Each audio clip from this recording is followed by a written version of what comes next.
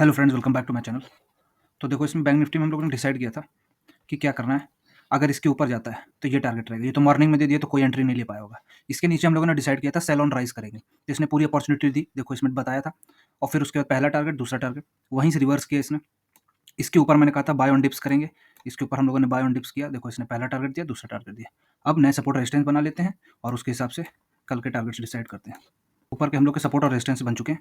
अब इसमें टारगेट क्या है, देखो एक चीज़ मैं बता दूं कि ये फर्स्ट, सेकंड और थर्ड, ये 3 बार हो चुका है। तो 3 बार रेजिस्टेंस ले चुका है, पहला, दूसरा और तीसरा। तो ये वाला फोर्थ टाइम होगा। तो इस बार अगर ये आता है इस लेवल पे तो बहुत अच्छे चांसेस हैं कि अब इसके बाद ये बहुत अच्छा ब्रेकआउट दे, यहाँ तक के टारगेट्स दे, ठीक है।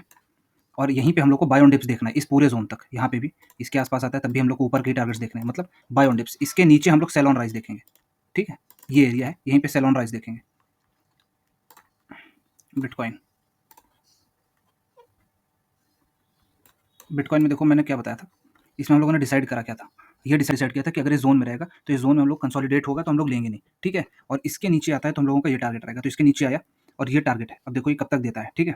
यहाँ पे तो जिन लोगों ने लिया होगा उन लोगों का यहाँ पे ट्रेल ऐसे हिट हुआ होगा, क्योंकि इस जोन की जो स्विंग है उसको इसने ब्रेक कर दिया।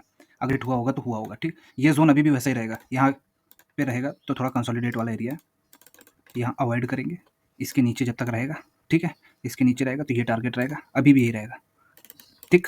देखो गोल्ड में मैंने डिसाइड, हम लोगों ने क्या डिसाइड किया था, गोल्ड में डिसाइड किया था ना कि इस लेवल के ऊपर आता है तो ये टारगेट रहेगा पहला और दूसरा ये, क्योंकि लंबे टारगेट्स मिलेंगे। पर जब तक इसके ऊपर नहीं आता तब तक हम लोग वेट करना है। एक्जैक्ट उसने सेम किया और ये डिसाइड किया था तो इसके नीचे आएगा तब लेना है, इस पूरे जोन में नहीं लेना है। और एक्जैक्टली जैसे हम लोगों ने डिसाइड किया था वैसा हुआ। अब नए सपोर्ट रेजिस्टेंस बना लेते हैं और फिर बताते हैं इसमें क्या करना है। वाला जो एरिया है ये एज रेजिस्टेंस काम करेगा ही करेगा, ठीक है। अगर नहीं करता है तो वेट करो इस पूरे जोन को क्रॉस करने का। या अगर इसके ऊपर अच्छी क्लोजिंग दे देता है तो ही इसके ऊपर बुलिश होना है, उससे पहले बुलिश नहीं।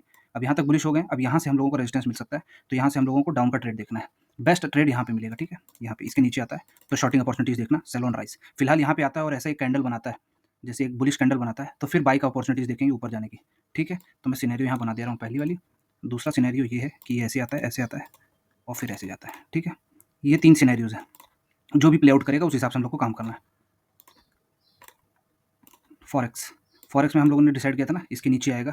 इसके ऊपर आने का तो इंतजार कर रहा था, यहाँ पे गया नहीं। तो मैंने बोला था यहाँ पे आए तो कोशिश ये करना कि शॉर्टिंग की अपॉर्चुनिटी ज़्यादा देखना। ये शॉर्ट किया, यहाँ पे तो जिन लोगों ने किया होगा स्कैल्प के लिए बताया था, वरना अच्छी बाइंग के लिए तो यहाँ पे बताया था।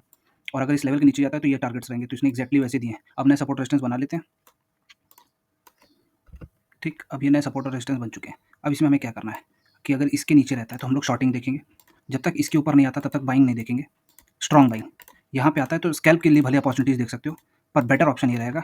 यहाँ पे इसके ऊपर आता है तो यही रहेगा कि इसके ऊपर स्कैल्प कर सकते हो यहाँ से यहाँ तक के टारगेट के लिए। बहुत अच्छे टारगेट्स चाहिए तो इस लेवल के ऊपर आ जाने दो, ठीक। इसके ऊपर आ जाता है तो बाइंग अपॉर्चुनिटीज मिलेंगे। यहाँ इसके नीचे रहता है तो सेलिंग अपॉर्चुनिटीज। बाकी और इसके जो लेवल्स है वो ऐसे ही रहेंगे। क्रूड क्रूड में तो अभी देखो जैसा बताया था कि अब इसी पूरा कंसोलिडेशन वाला जोन है। यहाँ पे तुम स्कैल्प की अपॉर्चुनिटीज देख सकते हो, उस हिसाब से मैं सपोर्ट रेजिस्टेंस बना देता हूँ। यहाँ पे बोला था इसके नीचे आएगा तो यहाँ से यहाँ तक के टारगेट्स रहेंगे। देखो ये पहले से ही घूम जा रहा है, ठीक है। अभी कंसोलिडेशन वाला जोन है, इसके लिए नए सपोर्ट रेजिस्टेंस बना देता हूँ मैं।